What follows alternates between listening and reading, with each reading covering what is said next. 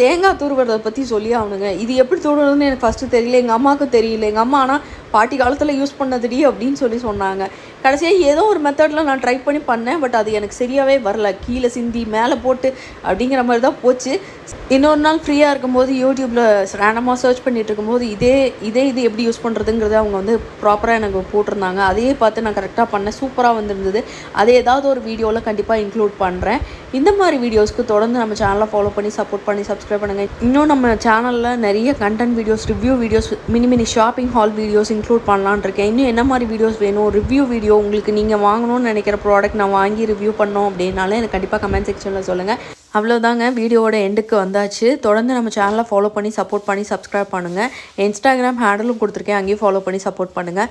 Thank you so much. Bye bye. இன்னும் ஒரு வீடியோவில் சந்திக்கலாம்.